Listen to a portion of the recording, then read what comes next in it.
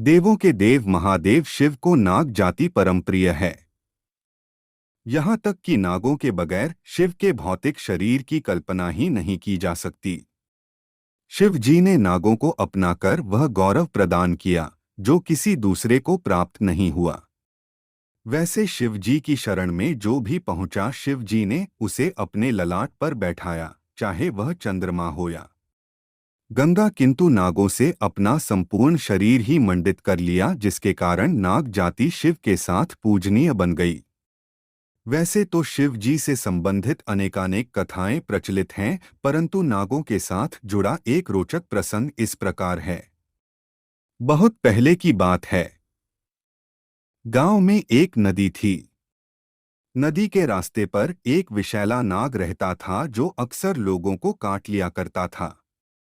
नाग के आतंक से बचाव के लिए व्यक्ति समूह में नदी पर नहाने जाया करते थे, फिर भी वह तरकीब से एक दो को अपना शिकार बना ही लेता था। एक दिन कोई महात्मा नदी की ओर जा रहे थे। रास्ते में वही नाग मिला।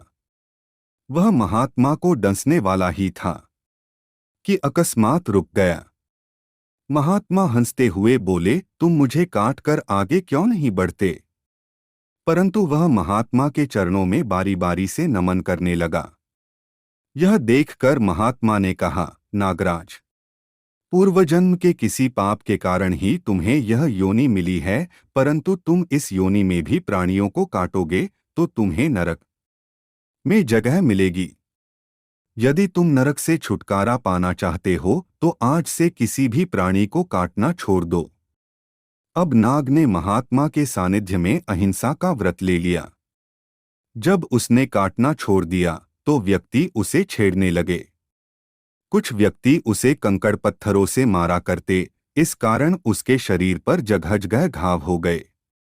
कुछ दिनों पश्चात वही महात्मा जी दोबारा नदी के रास्ते जा रहे थे तो उनकी एक बार फिर उस नाग से मुलाकात हो गई। उसकी दयनीय हालत देखकर मुनि ने कारण जानना चाहा तो नाग ने कहा, लोग मुझे पत्थर मारते हैं।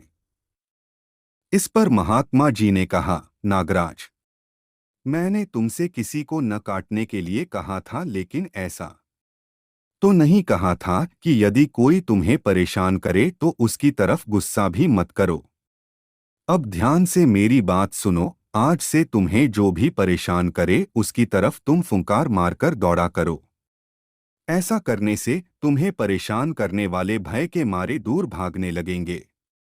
अब नाग के नजदीक जो भी आता और छेड़छाड़ करता तो वह गुस्से में जोर से फुंकारते हुए झपटने का नाटक करता, जैसे इसी वक्त काट लेगा। नाग के स्वभाव में आए इस बदलाव को देखकर सब व्यक्ति सतर्क हो गए एवं डरने लगे। अब कोई भी उसे छोड़ने की कोशिश नहीं करता। एक बार वही महात्मा दोबारा नाग के नजदीक आए और कहा, मैं तुमसे बहुत खुश हूं। बोलो क्या चाहते हो? नाग ने उत्तर दिया, मैं सदैव आपके नजदीक रहूं, बस यही मेरी अभिलाषा है। वह महात्मा और कई नहीं थे बल्कि भगवान शंकर थे। अपने सामने साक्षात भगवान शंकर को देखकर नाग बहुत खुश हुआ तथा रेंगता हुआ उनके बदन पर चढ़कर गले में लिपट गया। बस तभी से नाग शिव जी के गले का आभूषण बन गया।